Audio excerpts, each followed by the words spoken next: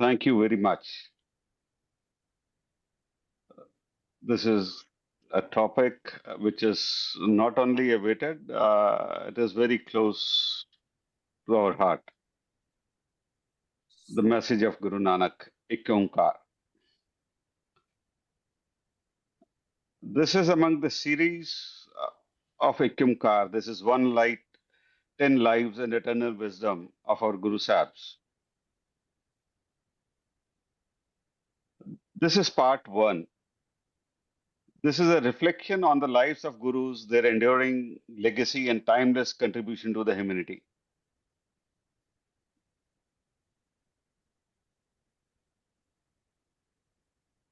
Today, in this part, we'll talk about Guru Nanak Sahib and his teachings, his message to the humanity.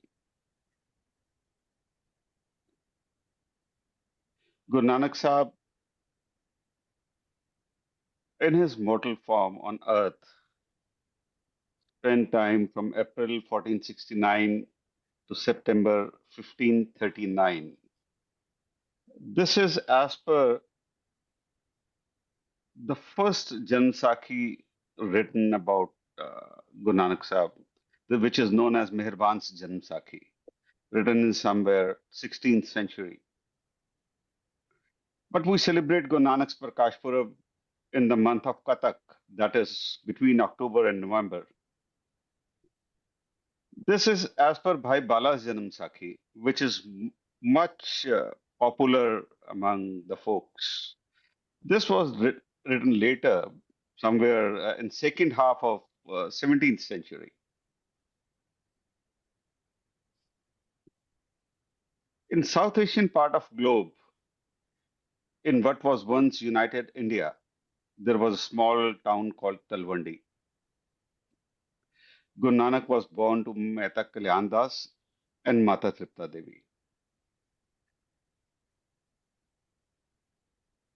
A tract of land between Chenab and Beas, where Guru Nanak was born and later left his mortal form, became the cradle of a new path of faith, Nanak Panth, later known as Sikhi.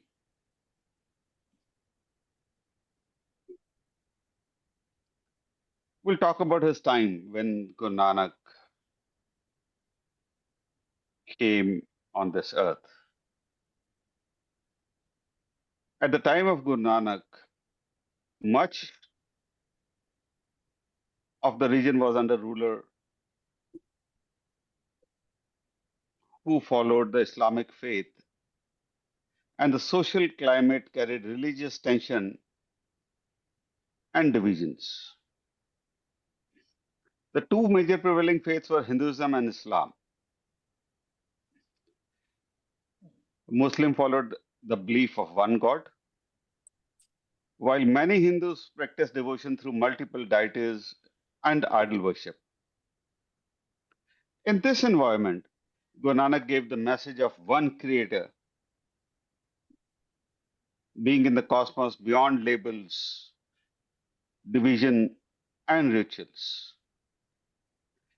His first message was Mool Mantra, which is known as Mool Mantra, the very basic mantra of all, where he described the quality or what the divine is, who is running the whole show.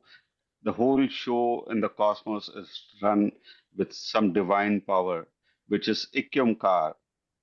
He gave it a Ikyomkar name, Ik One, One. It is one power which controls or which manage everything.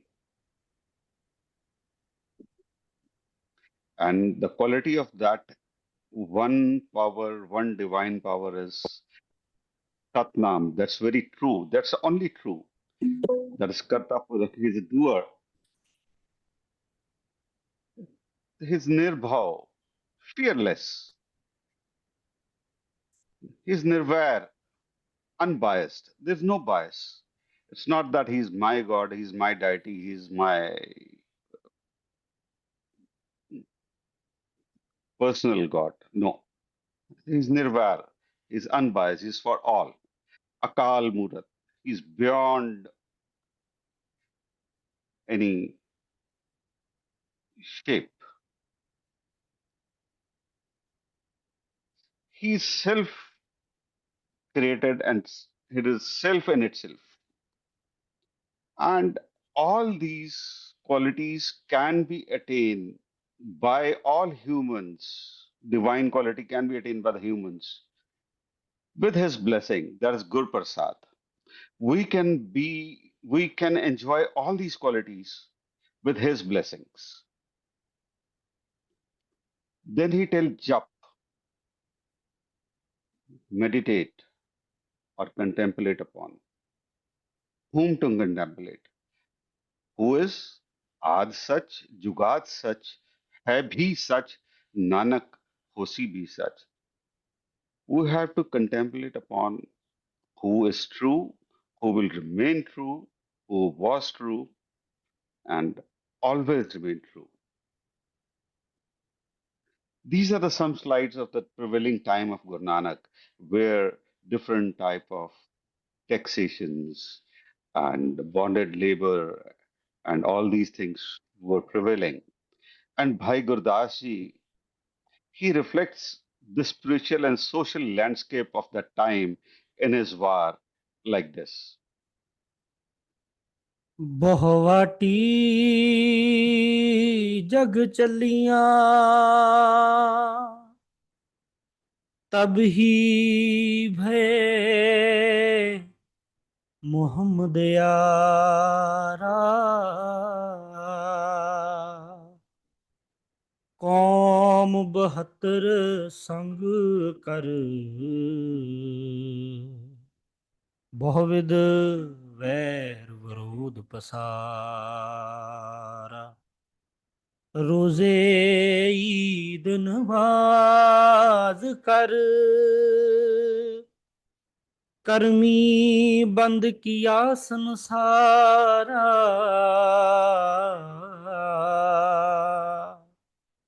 पीर पैगंबर औलिए गौस कुतुब बहु भीख सवारा ठाकुर द्वारे ढाई कै तह ठोड़ी मसीत उसार मारन गऊ गरीब नो ਧਰਤੀ ਉੱਪਰ ਪਾਪ ਬਿਥਾਰਾ ਕਾਫਿਰ ਮੁਹਲਦ ਇਰਮਨੀ ਰੂਮੀ ਜੰਗੀ ਦੁਸ਼ਮਣ ਦਾਰਾ ਪਾਪੇ ਦਾ ਵਰਤਿਆ ਵਰਤਾਰਾ ਪਾਪੇ ਦਾ ਵਰਤਿਆ ਵਰਤਾਰਾ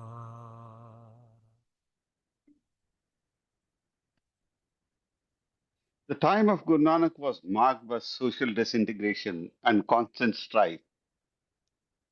Amid political instability and harsh rule, many people lived in fear and insecurity.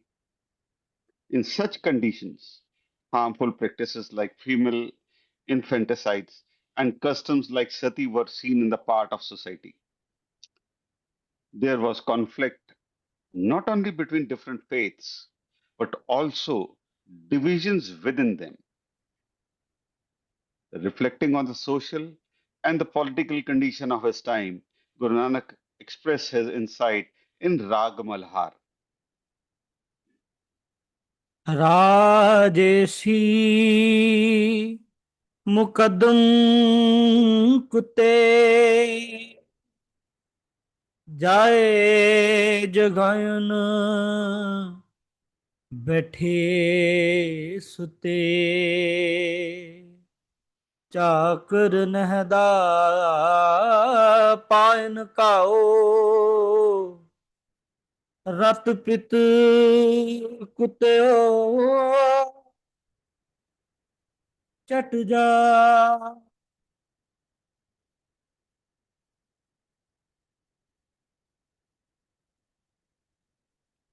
As a child, Guru Nanak was often absorbed in deep thoughts. He was precocious child. He ate little and slept little, which constantly worried his parents. Anyone who come across Guru Nanak felt irresistibly drawn to him, experiencing a quite unknown sense of joy in his presence. According to Janam Sakhis, Guru Nanak early education took place under Pandit Brijnath, a Hindu priest, and Maulvi Kutubuddin, a Muslim scholar. From them, he learned about Vedic and Islamic traditions, as well as Sanskrit, the Landa script, Persian, and Arabic. Yet, neither of them could fully satisfy the deep curiosity of Guru Nanak. From the time of his early education, Guru Nanak chose the path of inquiry over blind doctrine. He questioned everything and sought the logic behind every act, whether in learning or in rituals, like the Janu ceremony. In his Bani, Patti Likhi, Guru Nanak explained the deeper significance of each alphabet, not merely a sound to form words, but a medium to understand the divine Ik Onkar. He also questioned the practice of Janeu ritual, which was why was it limited to males of upper caste? Why were women and those from so called lower caste excluded? There he composed in Rag Asa. दया कपा संतोख सूत जतगंडी सतवट इहो जनेऊ जी का थई कहाँ पांडे कत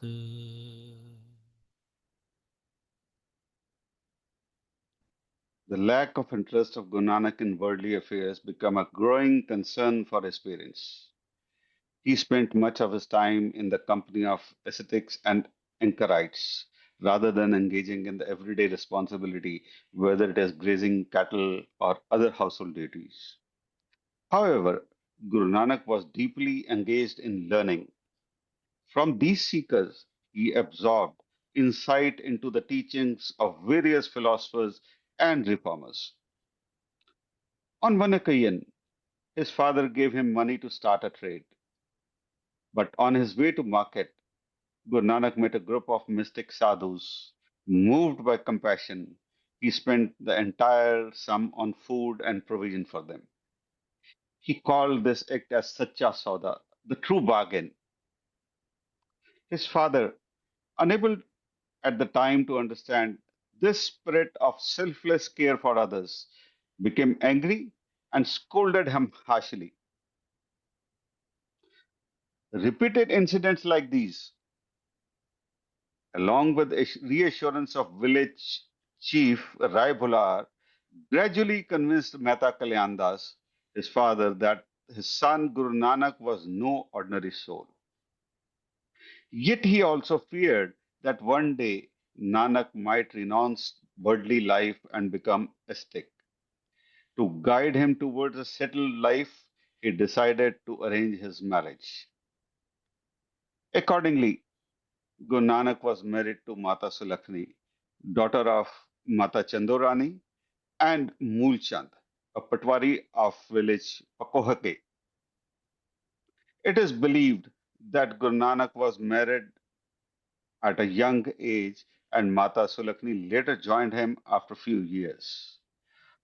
However, marriage did not divert Guru Nanak from his quest for oneness and spiritual path.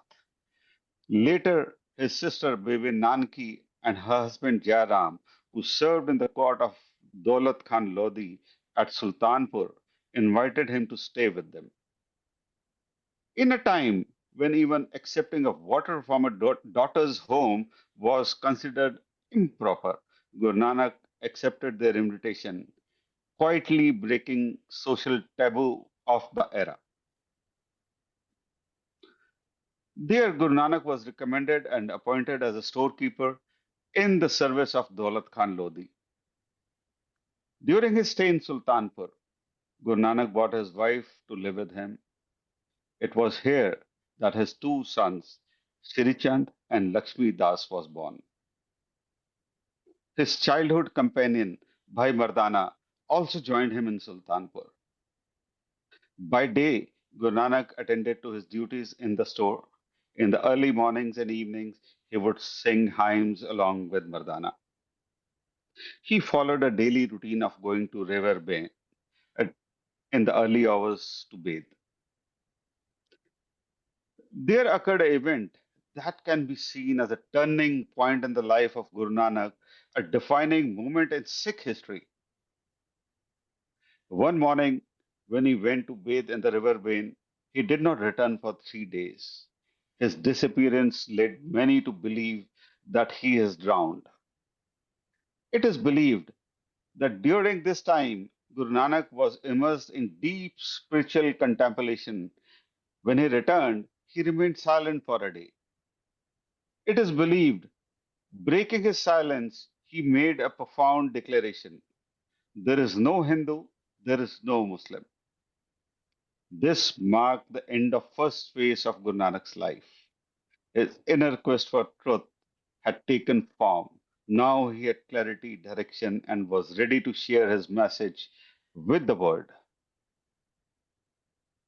Whenever Guru Nanak was enlightened with divine message, he used to say, Mardania, Rabab Chhed, Bani aayi hai. From here, Guru Nanak started his journey, and Bhai Gurdas ji explained this as in Bar.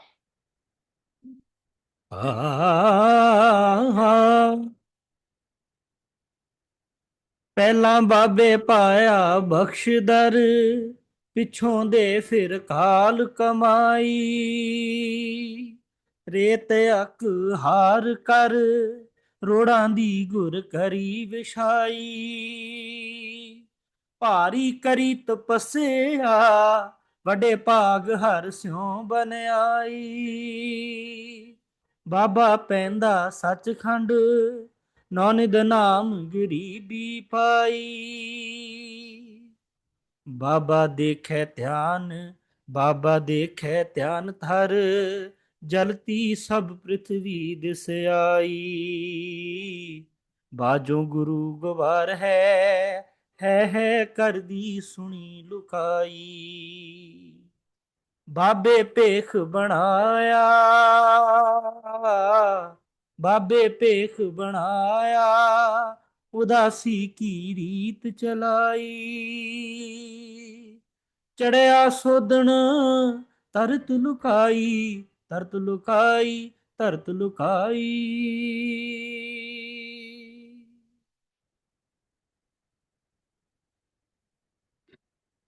There is extensive discussion in many texts about the travels of Guru Nanak. However, instead of focusing on where it went, let us reflect on what he gave through those journeys. In the heart of his message lies Naam Japo. For Nanak, Naam is not merely a word or a sound, it is a adoration of the divine without duality. It is a state where the difference between the seeker and the divine dissolves. Nam Japo, therefore, is not a mechanical repetition of words or mantras. Nam is not something you do at certain times, it is something you are in every moment. Nanak emphasized understanding what is being recited, living those words in daily life, becoming what one contemplates.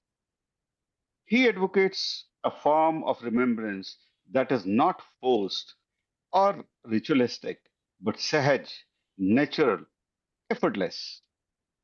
In this state, prayer is not an activity, it becomes one's very way of being. Guru Nanak, when asked about origin of life and his guru, his reply was, कवन मूल कवन मत वेला तेरा कवन गुरु जिसका तू चेला कवन मूल कवन मत वेला तेरा कवन गुरु जिसका तू चेला पवन आरंभ सतगुर मत वेला शब्द गुरु सुरत धुन चेला पवन आरंभ सतगुर मत वेला शब्द गुरु सुरत धुन चेला शब्द गुरु सुरत धुन चेला सुरत धुन चेला शब्द गुरु शब्द गुरु शब्द गुरु शब्द गुरु this is the essence of the philosophy of Guru Nanak. His emphasis on Shabad is deeply profound. For Guru Nanak, Shabad is not merely sound, it is divine vibration, divine wisdom, and divine order. At the surface, Shabad appears as a spoken or sung Gurbani, but in truth, it is not the language, it is the reality those words point to. Shabad is like a mirror revealing the true self beyond illusion. It is like a fire burning away impurities and refining the soul. It reshapes how we live, think, and act, not just how we pray. Through Shabad, duality fades. We do not just believe, we begin to experience the divine within. Guru Nanak explained in Japji Sahib about Shabad. ਜਤ ਪਹਾਰਾ ਧੀਰਜ ਸੁਨਿਆ ahरण ਮਤ ਵੇਦ ਹਥਿਆਰ ਭੌਖਲਾ ਅਗਨ ਤਪਤਾਓ ਭਾਂਡਾ ਪਾਓ ਅੰਮ੍ਰਿਤ ਤਿਤ ਢਾਲ ਕੜੀਐ ਸ਼ਬਦ ਸੱਚੀ ਟਕਸਾਲ ਜਿਨ ਕੋ ਨਦਰ ਕਰਮ ਤਿਨ ਕਾਰ ਨਾਨਕ ਨਦਰੀ ਨਦਰ ਨਿਹਾਰ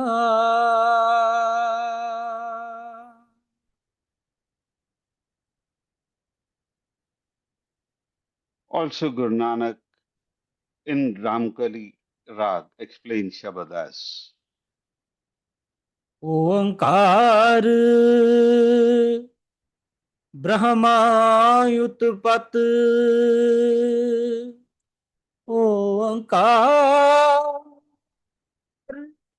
ਕੀਆ ਜਿਨ ਚਿਤ ਓੰਕਾਰ ਸੈਲ ਜੁਗ ਭਏ ਓੰਕਾਰ ਵੇਦ ਨਿਰਮਯ ਓੰਕਾਰ ਸ਼ਬਦ ਉਧਰੇ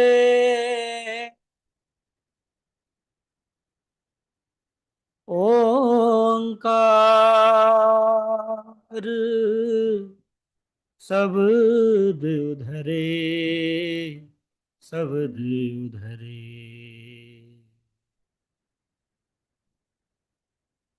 ਓੰਕਾਰ ਗੁਰਮੁਖ ਤਰੇ ਓਨਮ ਅਖਰ ਸੁਣੋ ਵਿਚਾਰ ਓਨਮ ਅਖਰ ਤ੍ਰਿਭਵਨ ਸਾਰ ਸੁਣ ਪਾਂਡੇ ਕਿਆ ਲਿਖੈ क्या लिखो जंजाला, लिख राम नाम, गुरमुख Gopal.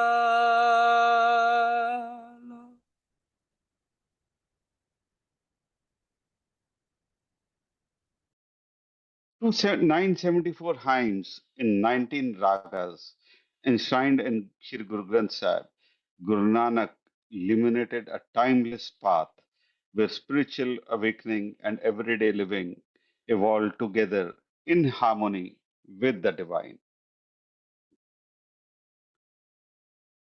In his time, while others were busy in chiseling idols and statues of stone and wood, Guru Nanak used Shabad as a chisel to carve and shape human consciousness. Thank you very much. Vaheguru Ji Ka Khalsa, Vaheguru Ji Ki Fateh.